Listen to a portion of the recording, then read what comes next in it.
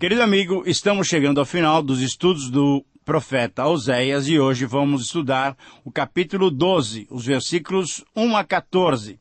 Nesse antepenúltimo capítulo do livro, encontramos mais uma mensagem de acusação e confronto diante dos pecados do povo, porém também uma mensagem de esperança e conforto, pois mesmo diante desse comportamento humano, o amor de Deus é insuperável.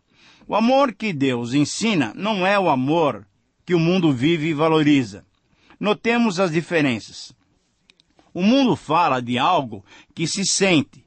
Deus fala de algo que se vive. Amai os vossos inimigos. O mundo fala de algo que chega inesperadamente, arrebatador.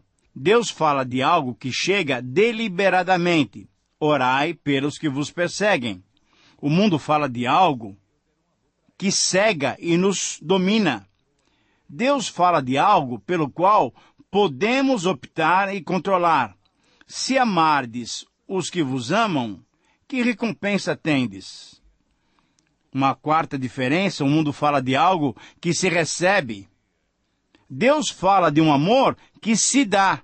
Se o teu inimigo tiver fome, dá-lhe de comer. Quinta diferença, o mundo fala de um amor que termina, mas Deus fala do amor que não termina. O amor jamais acaba. Ora, porque esse amor é o amor de Deus, ele é inconfundível, é incomparável, é imensurável, e aí nós podemos ter certeza de que ele atrai o mais vil pecador. O pecador tocado pelo amor de Deus, assim como o filho pródigo arrependido, sabe que pode tirar o caminho de volta, pois nos braços do Pai sempre haverá perdão e o cuidado terno para aquele que volta. E por essa razão, então, o título para a nossa reflexão é O Caminho de Volta no Exemplo de Jacó, Israel. Eu repito, esse é o título para o capítulo 12 de Oséias. O caminho de volta no exemplo de Jacó, Israel. Oséias 12, 1 a 14. Ora, inspirado por Deus, Oséias, certamente profundo conhecedor da história do seu povo, sabia que, na sua origem, o patriarca que dava o seu nome à nação tinha experimentado o amor, a graça, a bondade, a misericórdia e o perdão de Deus.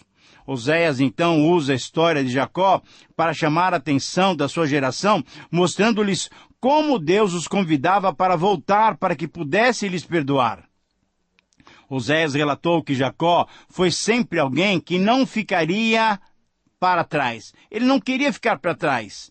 Queria ser o primeiro, queria levar vantagem em tudo.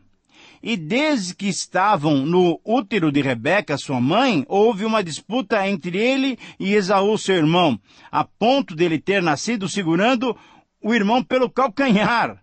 Você deve se lembrar disso em Gênesis 25. Por que Jacó fez isso? Para não deixar Esaú se distanciar tanto. E essa disputa permaneceu até a idade adulta, quando, com a ajuda da sua mãe Rebeca, ele enganou seu irmão e enganou também o seu pai Isaque para adquirir o direito de primogenitura e a consequente bênção. Para fugir da ira de Esaú, ele foi para Arã. Mas durante o caminho ele teve um encontro com Deus e chamou aquele lugar de Betel, a casa de Deus. Depois de 20 anos, depois de ter também sido enganado pelo seu sogro Labão, casando-se com Lia e depois trabalhando mais 7 anos para casar com Raquel, a quem ele amava, ao retornar com suas esposas para sua terra, com seus filhos e com todos os seus bens, ele teve um outro encontro com Deus. E aí ele chamou aquele lugar de Peniel, a face de Deus. E ali, demonstrando sua bondade, graça, misericórdia, perdão e amor, Deus o transformou, Deus o mudou o seu caráter, a sua visão de vida, mudou até o seu nome. De Jacó, que significa enganador, passou a ser chamado Israel, aquele que luta com Deus, o príncipe de Deus. Com esse relato, então, Oséias convidava o povo para se reencontrar com Deus, para se voltar para Deus, para se arrepender. Esse é ainda o convite que Deus faz para todos nós, a cada um de nós, e por isso, o princípio que extraímos desse texto se vê nessa frase. Somente pelo amor de Deus podemos ter o nosso pecado perdoado e caminharmos de volta para Ele. Eu repito, esse é o princípio que extraímos dos 14 versículos do capítulo 12 de Oséias. Somente pelo amor de Deus podemos ter o nosso pecado perdoado e caminharmos de volta para Ele. E nesse texto, nós encontramos 3 passos que devemos dar no caminho de volta para Deus. O primeiro passo no caminho de volta para Deus é abandonar a prática do mal. Como? Não correndo atrás do vento, não nos envolvendo com os ímpios e não nos esquecendo da recompensa divina. Versículos 1 e 2. Eu leio para você esse texto. Efraim apacenta o vento e persegue o vento todo dia. Multiplica mentiras e destruição e faz aliança com a Síria, e o azeite se leva ao Egito. O Senhor também com Judá tem contenda, e castigará Jacó, segundo o seu proceder, segundo as suas obras o recompensará. Querido amigo, o que encontramos aqui é o próprio povo de Efraim, isso é, do Reino do Norte, pedindo castigo por sua própria rebeldia. Na verdade, o vento leste naquela região trouxe o quase insuportável calor do deserto. E aqui ele representa a punição que viria sobre Israel. Mas vemos também nessas palavras, nesses versículos, uma repreensão ao Reino do Sul, isto é, a Judá. Não era a Síria que deveriam temer, mas sim a Deus, porque ele tinha decidido contender com Judá. E traria também castigo segundo as suas más obras. É importante notarmos que o nome de Jacó, o nome original de Israel, representa aqui o povo que descendeu dele. Isso é, dividido na época de Oséias em 2 reinos. O reino do norte, Israel, o reino do sul, Judá. Jacó era irmão de Esaú e pai dos 12 filhos que se tornaram pais das tribos de Israel. Portanto, é correto entendermos aqui que todo o povo de Deus estava sendo chamado a prestar atenção nas palavras condenatórias do Senhor. Deus, através de Oséias, está comparando aquela geração dos dias de Oséias com a vida do patriarca Jacó. Nessa comparação, não se está condenando o patriarca que posteriormente foi transformado por Deus e foi chamado de Israel, príncipe de Deus, mas se está condenando aquela geração de Oséias. Porém, assim como Jacó foi transformado, aquela geração e a nossa geração hoje também pode ser transformada ao nos encontrarmos com Deus. Por isso, o segundo passo no caminho de volta para Deus é buscar o arrependimento. Versículos 3 a 10. O segundo passo é buscar o arrependimento. Como? Através do choro e pedido de perdão, através da conversão a Deus e através da confiança na proteção de Deus. Deixe-me ler esses versículos para você. No ventre, pegou no calcanhar do seu irmão, no vigor da sua idade, lutou com Deus. Lutou com o anjo e prevaleceu. Chorou e lhe pediu mercê. Em Betel achou a Deus e ali falou Deus conosco. O Senhor, o Deus dos exércitos, o Senhor é o seu nome. Converta-te a Deus, guarda o amor e o juízo, e no teu Deus espera sempre. Efraim, mercador, tem nas mãos balança enganosa, e ama a opressão, mas diz, contudo, me tenho enriquecido e adquirido grandes bens. Em todos esses meus esforços, não acharão em mim iniquidade alguma, nada que seja pecado. Mas eu sou o Senhor, teu Deus, desde a terra do Egito. Eu ainda te farei habitar em tendas, como no dia das festas. Falei aos profetas e multipliquei as visões, e pelo ministério dos profetas propus símiles. Querido amigo, nesses versos podemos relembrar que, desde antes de nascer, até quando já era adulto, Jacó sempre lutou para melhorar a sua posição. Porém, nesse desejo por primazia, ele não respeitou nem o amor, nem a lealdade do seu irmão, nem do seu pai, nem de Deus. O que percebemos é que ele baseou-se no seu egoísmo, na arrogância, quase semelhantes à egolatria. E a nação agora estava sendo acusada de usar todos os modos de engano e força para tentar manter-se. Jacó, o homem, o patriarca, contendeu com os outros durante toda a sua vida. Antes de nascer, lutou com seu irmão Esaú. Jacó continuou tentando ganhar vantagem sobre os outros por meio do engano, até lutando com o próprio Deus. Afinal, Jacó se encontrou com Deus em Betel, o mesmo lugar onde o povo abandonou o Senhor com a idolatria de Jeroboão I. Entretanto, Deus pediu que o povo voltasse para ele. Veja os versículos 5 e 6. Deus quer uma genuína conversão, e precisamos recordar alguns aspectos da verdadeira conversão. Primeiro, o objeto da conversão é o Senhor. A conversão envolve o amor, o juízo, a obediência à vontade de Deus. E, em terceiro lugar, a conversão envolve a esperança nas providências de Deus. Então, Efraim, o reino do norte, usou uma balança enganosa e amou a opressão, ou seja, ele praticou a desonestidade e abusou dos outros nos seus negócios.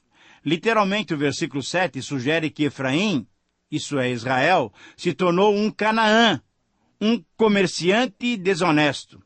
Mesmo assim, o povo negou a sua culpa, achando que se enriqueceu pela sua própria esperteza. Veja o versículo 8. Porém, a mensagem do amor divino é persistente. O mesmo Deus que tirou o povo do Egito o faria habitar em tendas de novo. O período no deserto, representado aqui por essas tendas, seria um tempo de purificação para depois haver a reconciliação com Deus. A festa dos tabernáculos, como podemos subentender desses versículos, ainda nesse versículo 9, era comemorada no 7º mês de cada ano para relembrar a salvação que Deus realizou tirando o povo do Egito. E a promessa é que Deus os traria novamente para participar dessas festas, para celebrar essa nova salvação. E no verso 10 fica claro que por meio dos profetas, através de visões, de símiles, isso é, de parábolas, Deus continuamente avisou o povo da necessidade do arrependimento, mostrando-lhes as consequências do pecado. Nesses versos, então, percebemos que Oséias aplica a história para chamar a atenção do povo, para fazer com que a nação mude o seu destino, assim como Jacó se converteu em Israel. Apesar do engano e da idolatria, Deus, o Senhor, o nosso Senhor, Deus dos exércitos, o Deus real, pode perdoar. E no primeiro verbo do versículo 6, mesmo que não tenha a força de um imperativo, tem a força de uma conclamação. Volte a Deus, pratique a lealdade e o direito, e espere sempre no Senhor. Querido amigo, será que temos percebido? Será que temos atentado para as mensagens que Deus envia para nós? Ou será que ficaremos tão surdos pelos nossos pecados que nem ouviremos a voz de Deus? O terceiro passo no caminho de volta para Deus é viver verdadeiramente. Eu repito, nos versículos 11 e 14, nós temos então esse terceiro passo no caminho de volta para Deus. É viver verdadeiramente. Deixando a religião hipócrita, deixando Deus inverter a nossa história, lembrando daquilo que provoca a ira de Deus. Vamos olhar agora para os versículos 11, 12, 13 e 14, os quais eu leio para você. Se há em Gileade transgressão, pura vaidade são eles. Se em Gilgal sacrificam bois, os seus altares são como montões de pedra nos sulcos dos campos. Jacó fugiu para a terra da Síria. Israel serviu por uma mulher e por ela guardou o gado. Mas o Senhor, por meio de um profeta, fez subir Israel do Egito, e por um profeta foi ele guardado. Efraim, muito amargamente, provocou a ira porquanto o Senhor deixará ficar sobre ele o sangue por ele derramado, e fará cair sobre ele, sobre Efraim, o seu opróbio. Muito bem, o que temos aqui no versículo 11 é que Gileade representa a iniquidade e Gilgal representa o lugar onde Deus rejeitou o povo. Jacó, o patriarca, fugiu para a terra da Síria e praticamente se tornou escravo. Para quê? Para ganhar, num certo sentido, para comprar a sua mulher. Ele foi enganado, você lembra disso? Primeiro, ele trabalhou 7 anos e aí se casou com Lia. E só depois de mais 7 anos de trabalho é que ele se casou com Raquel. Mas o que aconteceu? Deus trouxe Israel, o povo, da escravidão do Egito e lhe deu a terra prometida. Aquela situação inicial em que Jacó era o enganador foi transformada em Israel, o príncipe de Deus. E depois disso, então, toda a sua geração foi para o Egito, 430 anos de escravidão, mas o Senhor os trouxe de volta para a terra prometida. Nesse ponto das interpretações dadas por Oséias, principalmente nos versos 12 e 13, encontramos o uso ousado do casamento de Jacó. O patriarca fugiu para a terra de Arã, para a Síria, e ali serviu, submetendo-se a um poder estrangeiro. No verso 12, o uso duplo da frase no original por uma mulher contrasta com o duplo uso de por um profeta, no versículo 13. E o significado é muito claro. Servir por uma mulher simboliza os cultos de fertilidade que a nação israelita usou ou usava para alcançar a riqueza e uma vida fecunda. Esqueceram-se, entretanto, que a vida verdadeira e as suas bênçãos só vêm de Deus. Deus as dá através do seu profeta, ou através do culto genuíno, e nunca através dos cultos de fertilidade. Devemos notar também os contrastes aqui. Jacó fugiu da terra. Israel foi conduzido à terra. Jacó entrou na escravidão. Israel saiu da escravidão.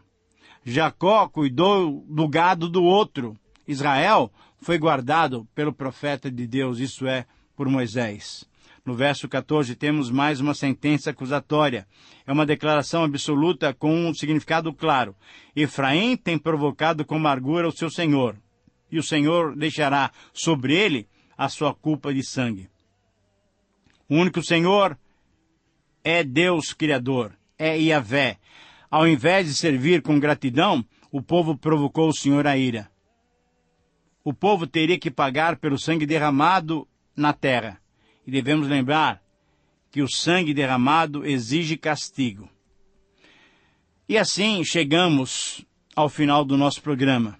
Eu creio que, mais uma vez, após esse estudo, fica patente que Deus quer que o reconheçamos como um Deus que se importa com o seu povo. Deus se importa conosco. Deus se importa com você. Se Deus mudou a vida de Jacó, Ele pode mudar a sua vida também. Volte-se para o Senhor. Esse é o convite de Oséias, não só à nação israelita, mas esse é o convite da palavra de Deus a todos nós, a mim, a você, a todos nós que estamos agora ouvindo essa palavra que vem do Senhor. Se Deus mudou a vida de Jacó, transformando-o de enganador em um príncipe que lutou com Deus, Deus pode mudar a sua vida. Volte-se para o Senhor. Que o Senhor te abençoe. Um grande abraço e até o próximo programa.